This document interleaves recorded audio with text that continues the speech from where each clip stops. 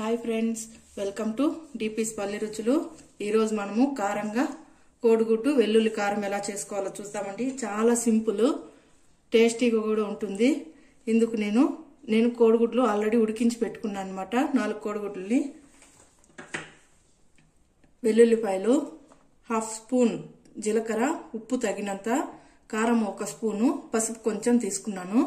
వీటిని అన్నింటినీ కలిపి మిక్సీ వేసుకునేస్తాము.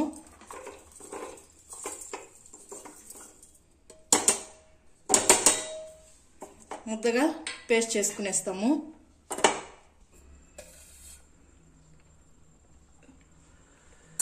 స్టవ్ వెలిగించుకొని పెనం పెట్టుకునేసి కొద్దిగా ఆయిల్ తీసుకుందాము. చూసారు కదా, ఇలా పేస్ట్ చేసుకోవాలి.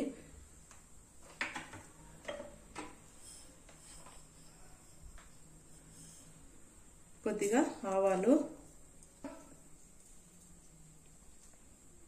పప్పులు ఎత్తుకుంటావు, సన్నగా కట్ చేసి పెట్టుకున్న ఉల్లిపాయ 1, కరివేపాకు,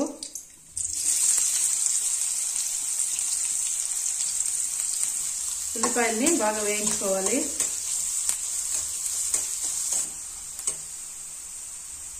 ఉల్లిపాయ వేగిపోయింది కదా, ఇప్పుడు పేస్ట్ చేసుకున్న వెల్లుల్లి కారంని వేసుకునేస్తాము.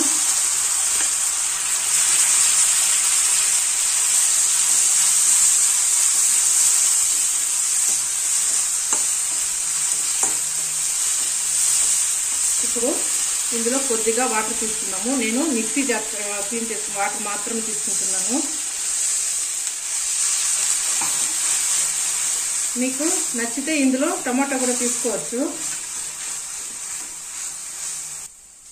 ఇందులో ఉప్పు కారం కరెక్ట్గా ఉందా లేదా చూసుకోండి. నాకు ఉప్పు కొంచెం తక్కువగా ఉంది కాబట్టి నేను కొంచెం ఉప్పు వేసుకుంటున్నాను. భలే బాగుంటుందండి తినడానికి కూడా. రైస్ కావచ్చు, దోశ కావచ్చు, చపాతీ అయినా సరే బాగుంటుంది.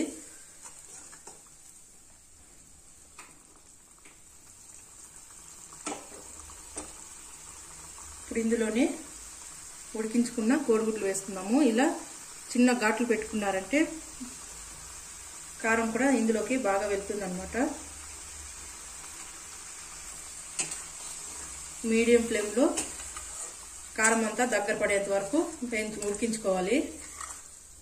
లేదు మీకు గ్రేవీ కావాలంటే కొంతసేపు ఉడికిన తర్వాత ఇలా ఉండగానే సర్వ్ చేసుకుంటే సరిపోతుంది.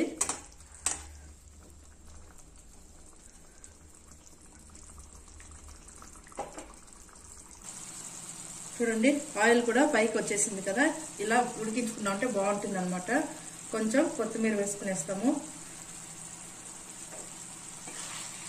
చూడండి, గ్రేవీ కూడా చిక్కబడింది కదా. ఇప్పుడు దగ్గరకు వచ్చింది కాబట్టి ఇప్పుడు ఆఫ్ చేస్తున్నాను నేను స్టవ్ని. అంతే అండి, సింపుల్గా కోడిగుడ్డు వెల్లుల్లి కారం రెడీ అయిపోయింది. వేడివేడి రైస్లో కలుపుకొని తిన్నామంటే చాలా టేస్ట్ ఉంటుంది అన్నమాట.